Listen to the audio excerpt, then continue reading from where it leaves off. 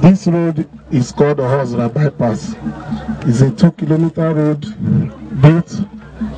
constructed by Oshiri local government. This road has dual drainages.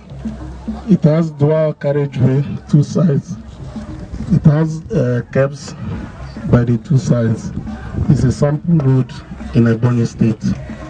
This road was unmotorable when we came into office. We now awarded this road to one of the reputable companies, construction companies in Ebonyi State, an indigenous company, New Tech Engineering Nigeria Limited, at the cost of 189 million naira, and we've paid all the certificates they raised to date.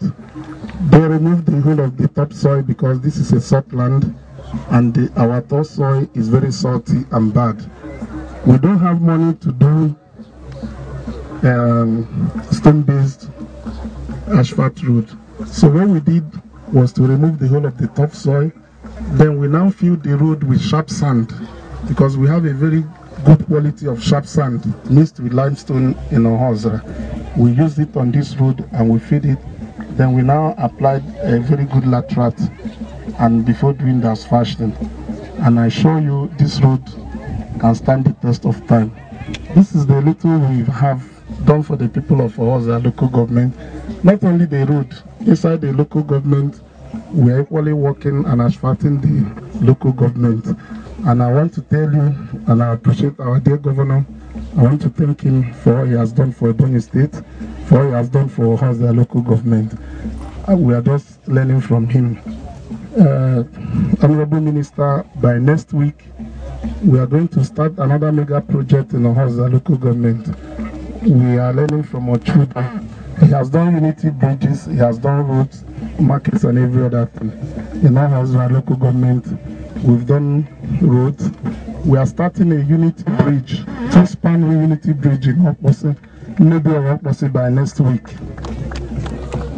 And by next week too, we are going to do the foundation laying ceremony of an ultra-modern office inside the local government. A 1-story building that we house the administrative block of the local government, with a hall that can seat 5,000 people at a time. This is what we have to.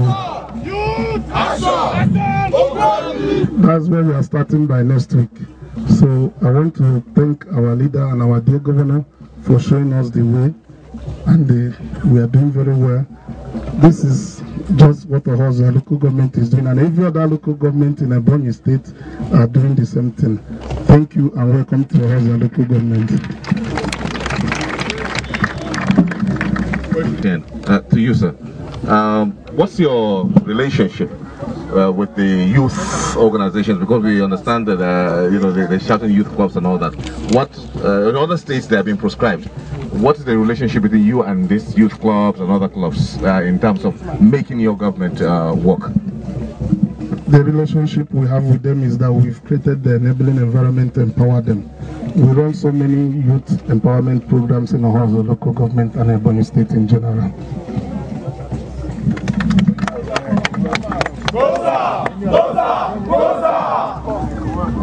He has already said the cost.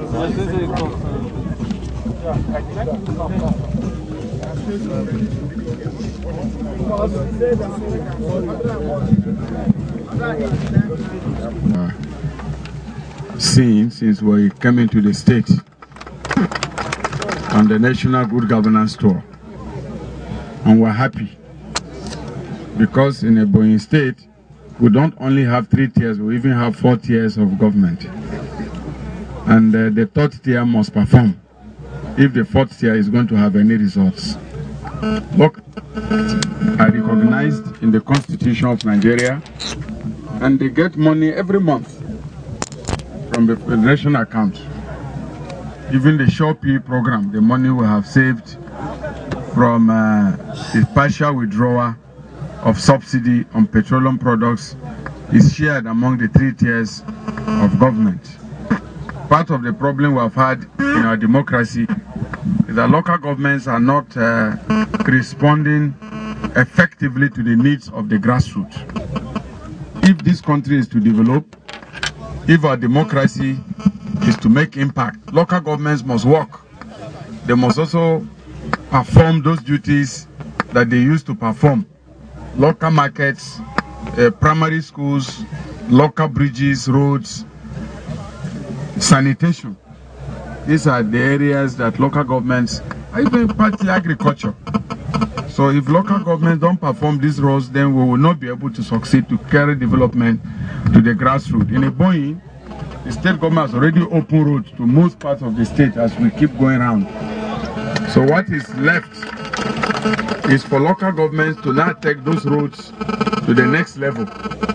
Local government to take the road again to districts, to villages, which is what we are seeing here.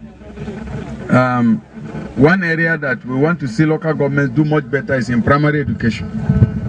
Primary education are under the supervision of local governments. We are continuously having a problem in this country because our public schools at the primary school level are not being properly supervised. We know that teacher salaries are paid, but paying teacher salaries is one thing, running the schools in such a way that they will give standards is quite another.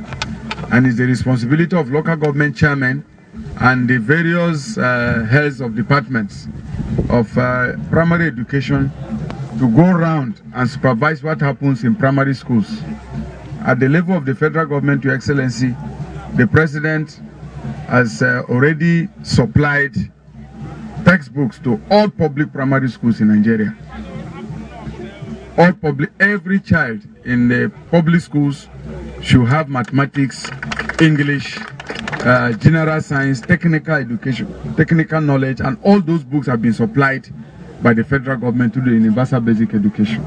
So we want to see local governments more active, because this is the unit of democracy that is closest to the people. Even control of crimes, local governments must take interest in providing local security by ensuring that you organize your communities in such a way that they report the slightest movement that is going to cause problems.